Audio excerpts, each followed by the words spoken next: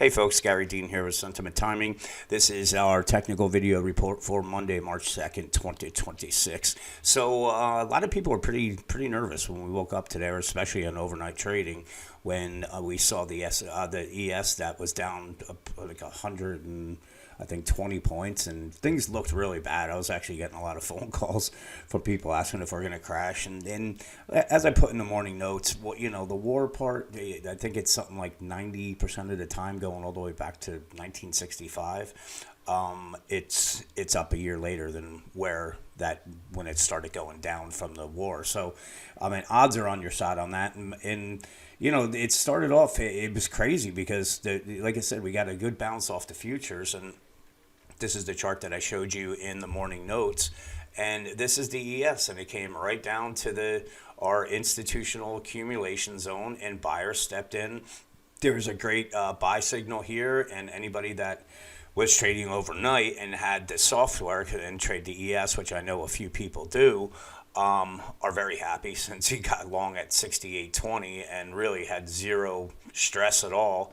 And we had a high of 69.07. So, you do one contract, you just made $9,000, I think. So this is probably one of the best setups right here, right into the institutional support zone or our accumulation zone. Buy signal straight up. So that's that. Now, what I want to do is I want to show you like the framework that I build for each day that I trade. So this is the 60-minute chart. We still haven't got through into any of the accumulation zones here. So I want to look and see where is the ES, and you can see, right now we're still, it's kind of neutral on that, but we're still in the support zone. So this is actually still on a buy. Doesn't mean that we can't chop around. It just means that we haven't taken out any of the important accumulation zones. So from there, then I go to a 15-minute chart, and what I want to see here, where are we here? And you can see we're still in a support zone right here. Here's our accumulation. We did dip through the secondary pretty quickly right here, but found support, and that's where our market intelligence report this morning came out and said if we see a spike down and it recovers, most likely the lows in, and that's what it was right there. So we got to keep an eye on our support zone here, 68.64 and then 68.43. So if they can get it above that, what has to happen here? Well, I mean, if they hold this area, what we have to watch for, because now we're going to go to a 5-minute chart as we're using the anchor here to here, and you can see from this low here, we went pretty much, we had a nice run up. It was buying all day. And as soon as we got into, you can see where sellers started. And it was the first time we went into our distribution zone. Second time we tried to break through it, and then that would have meant that we had to watch for the secondary up at the 69.20. But if we would have broken through that, what we'd be looking at is this support zone holding, and then looking at our upside targets. So the framework, it's telling you a story on what it is. We had the support held, and then we went into the resistance held. So if we could break above the secondary, obviously we're heading up to, this would be the first target, 69.53. And then, you can see where we're heading from there. So that's the way I build my framework. And then I'll go to a 5-minute chart and go for, I'm sorry, that was the 5-minute chart. So then this is the 15 that we're looking at. But in any case, let's say that the bears come in and bring the S&P back down. Well, our downside targets are 67.97, 67.71, and then 67.38. We do have some bearish divergence here. Our indicator is kind of neutral, so there's no really big duration on either side on it. And, so you just got to really play it by ear on this one. I don't really have any major feel.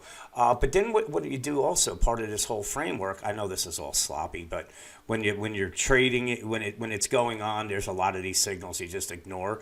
But when you get these big duration moves on them, you make some awesome money. And that's really the way I look these. This is at maximum duration on the upside, so we had a lot of room on the downside.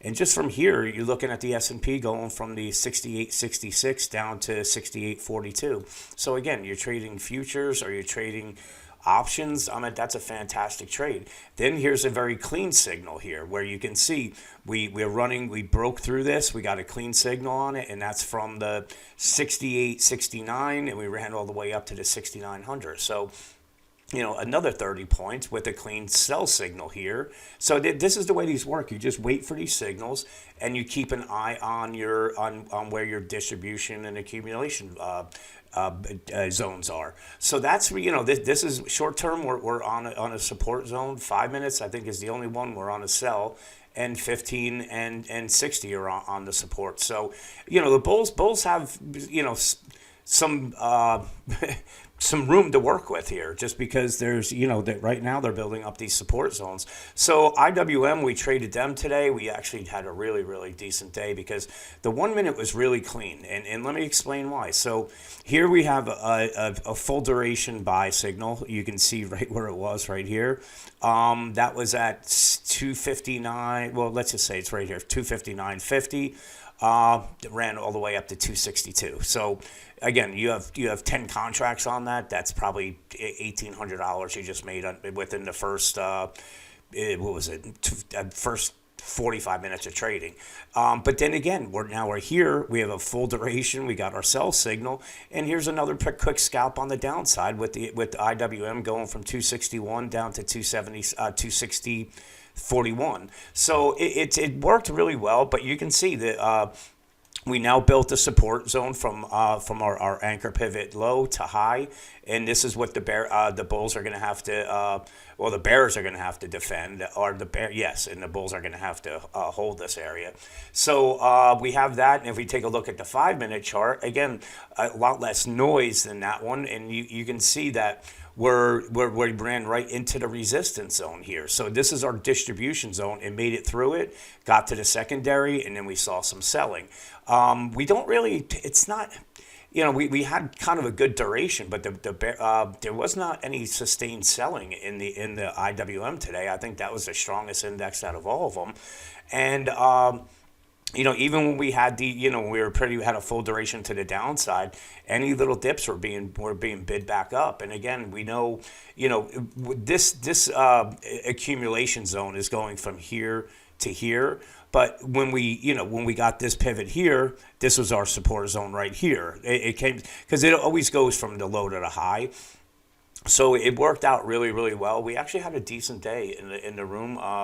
It made 622. It wasn't anything great. I was on a call for a big part of the day, so I only made a couple trades, and they were actually fairly easy trades. We got in. We took, believe it or not, we got in both sides on the short side with it, where we took it up here and just took quick scalps. And this is the one. This actually. What was it? This one right here. When we were up on it, and we actually missed our downside target by 1 penny, and then it shot up and took us out. But overall, the signals went really well. The software was giving us a good job. And tomorrow, like I said, there's not. We're looking. We have some bearish divergences on IWM, so I think the bulls are going to have a hard time getting through this distribution zone.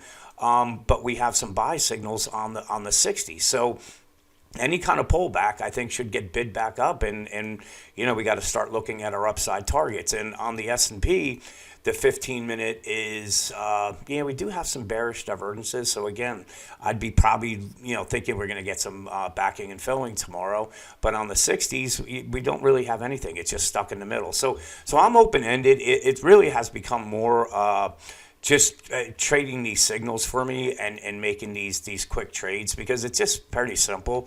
But overall, nothing has really changed. I still think no matter what happens right now in Iran, unless something really bad happens, I think we're going to be seeing ourselves up at new all-time highs in a not so distant future, maybe a month or so. But we'll have to wait and see on that. So with that, have a great night, and I'll talk to you guys in the morning.